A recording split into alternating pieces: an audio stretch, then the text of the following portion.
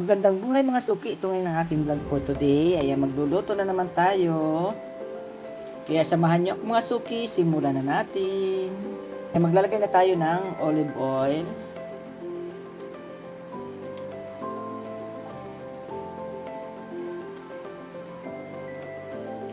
Ayan, pwede na natin ilagay mga suki yung ating bawang.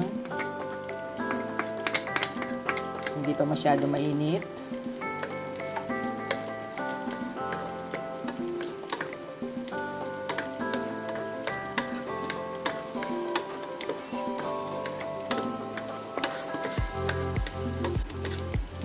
Ayan, ilagay na natin ang ating sibuyas, ang puting sibuyas.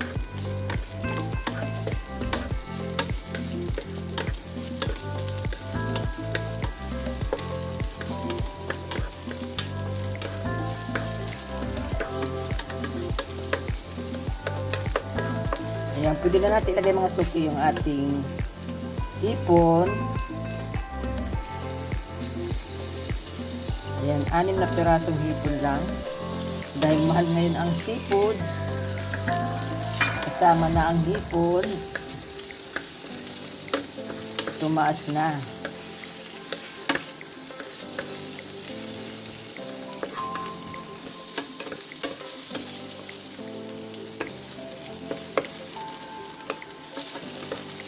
Ayan, pwede na natin ilagay mga suki yung ating natirang kanin. Dahil hindi ako kumain kagabi, kaya ito yung ating natirang kanin, ang ating leftover rice. Maglalagay na tayo ng oyster sauce.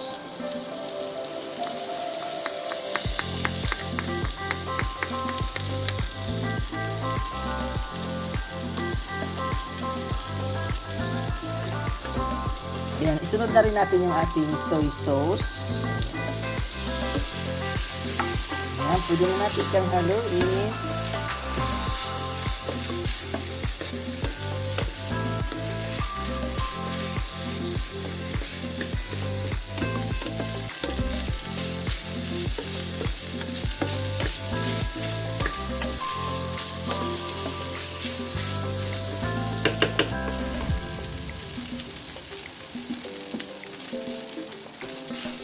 Ayan, lagay na natin yung ating carrot. Dahil kalahati lang naman siya, kaya carrot.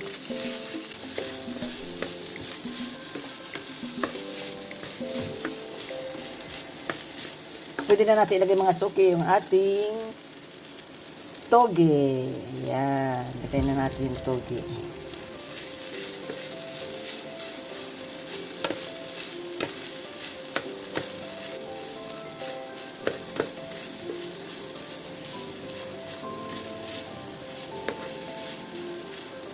Oh, sarap po.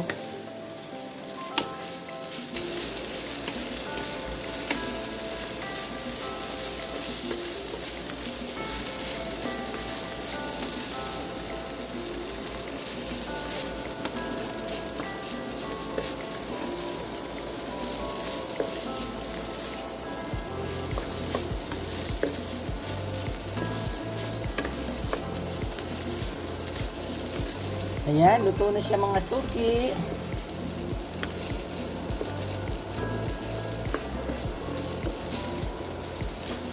Ayan, luto na siya mga suki. Pwede na natin siyang ahunin. Ang ating leftover rice. Ayan, off na natin yung ating stove. Ayan, ahunin na natin siya mga suki.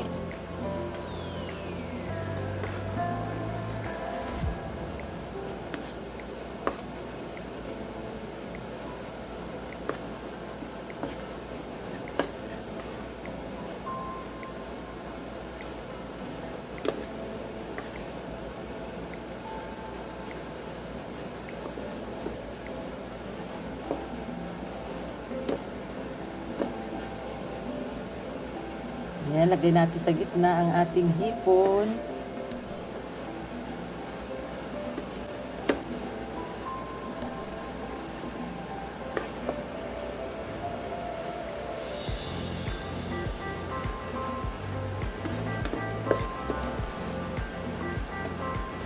Sa mga suki,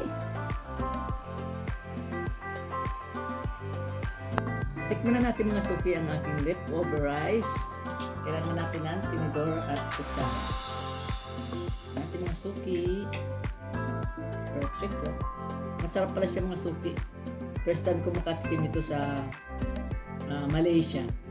Ayan, meron siyang toge or sprouted na rice. Yan, tikman natin.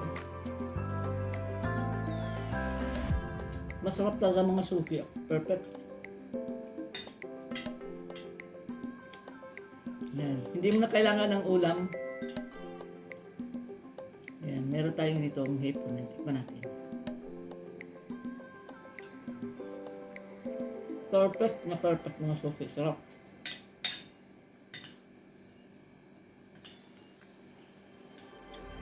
Tamang-tama lang yung sprouted. Yan, try nyo mga suki. Sarap. Maraming salamat po sa inyong panonood. God bless po. Bye-bye. Ingat po kayo. Yan tuloy ang kainan. Grabe, ang dami nito. Kaya ko ito ubusin mga suki. Sarap.